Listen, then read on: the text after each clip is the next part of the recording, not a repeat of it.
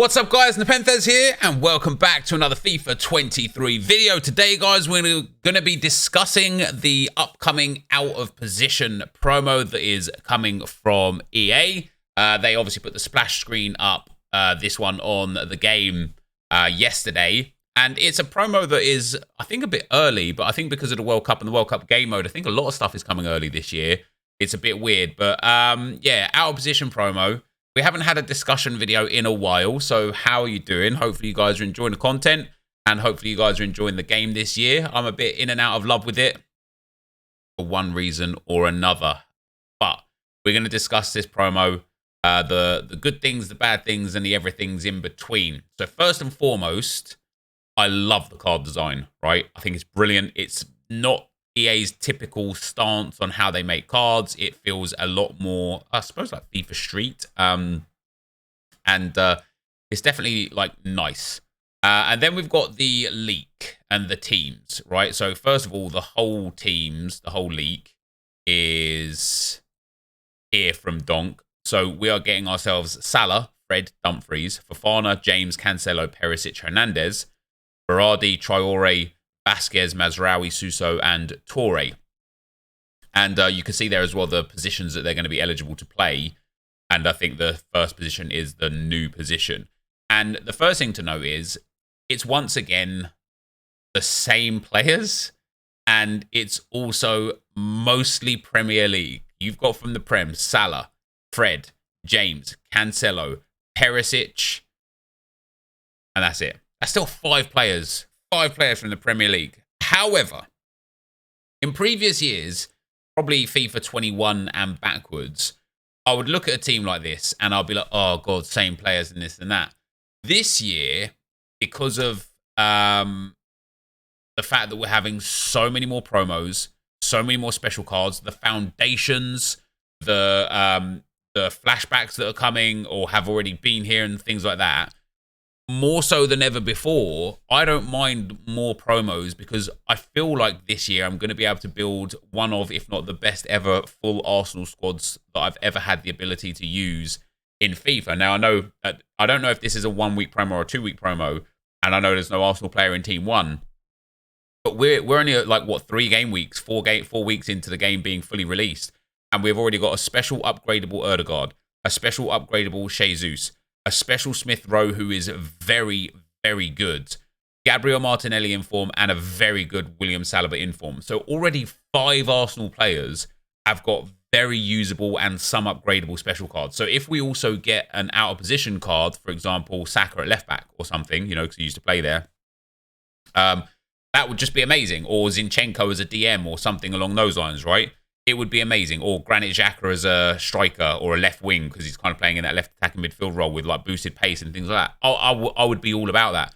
So I don't think this year I'm caring too much about the fact that we're getting the same players because we're just getting more players. And I think especially if you're like a championship fan or, you know, a QPR fan or something like that, having these foundations players accessible to you is brilliant.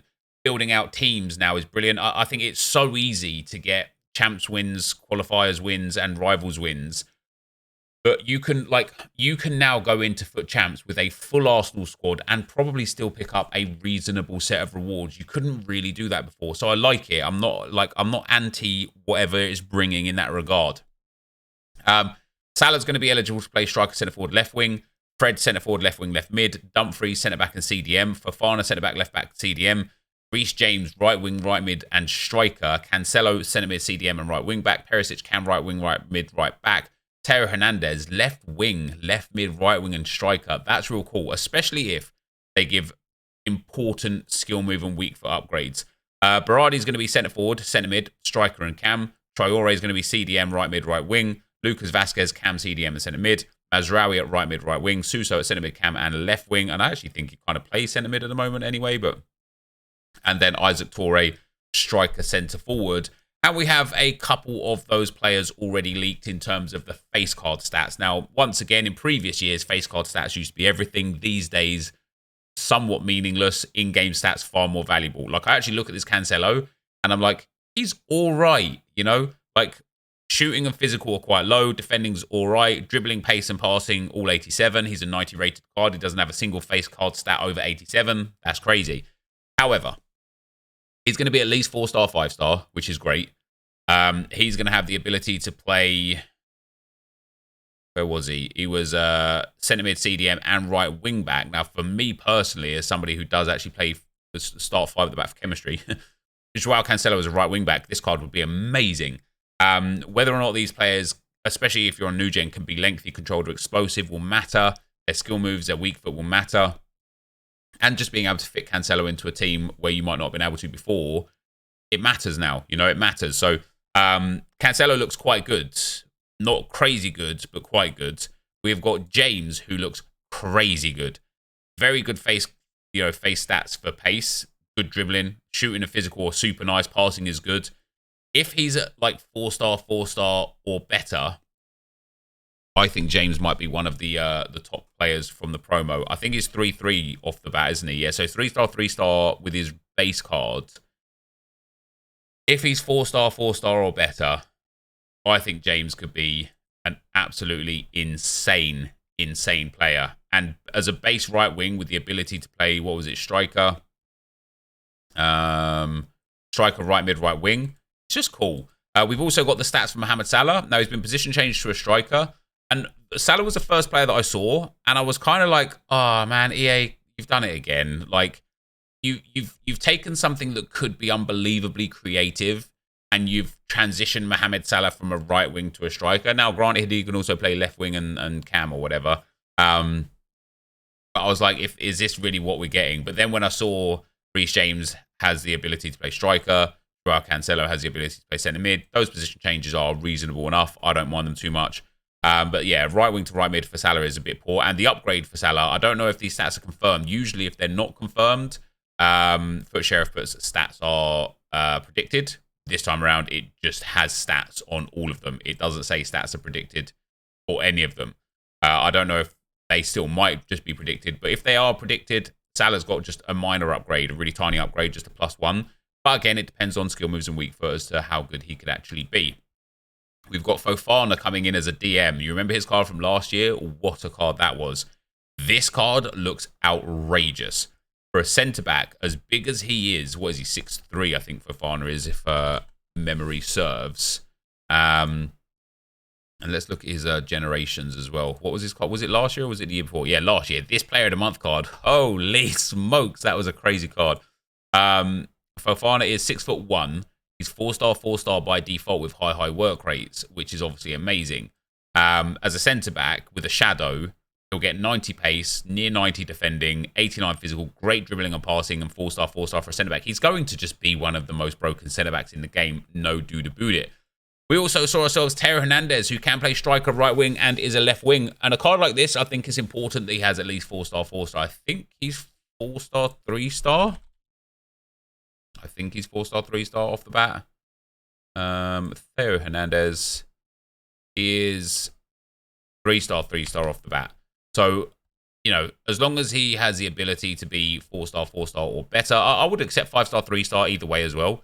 But yeah, great pace and then good dribbling. And then shooting, passing, and physical look okay. But again, this is one of those ones where it's like, it depends what the in-game stats are, right? If that shooting is really low penalties and really low volleys, but high everything else, great. That passing is really high short passing and long passing, really good vision, but really low free kicks and curve, great. It does matter what the in-game stats are. But Hernandez looks like he could be an absolute beast. And then, yeah, with the positions that are here, Isaac Toure, Suso, I hope they get like big upgrades, especially for Isaac Toure, because he's a silver by default for Marseille at centre-back. They're making him a striker. He is 6'8". Oh, dear. Oh, dear. He is 6'8". If they make him like an 84 or 85 rated card, oh dear. He could be mad good.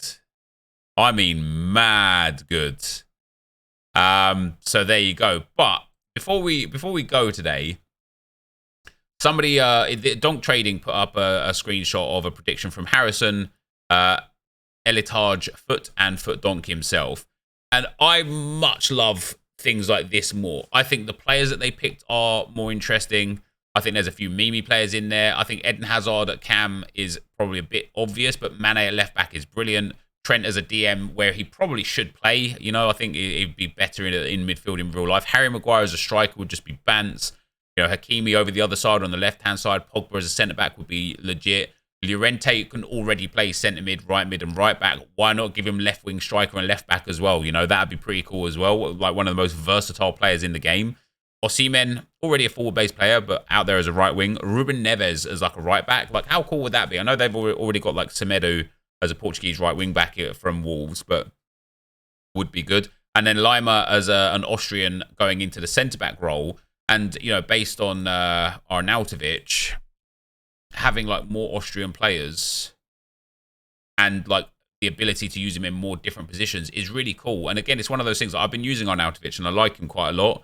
But look at already the options from Austrian players. You've got David Alaba, Arnautovic, and Posh, who is brilliant, by the way.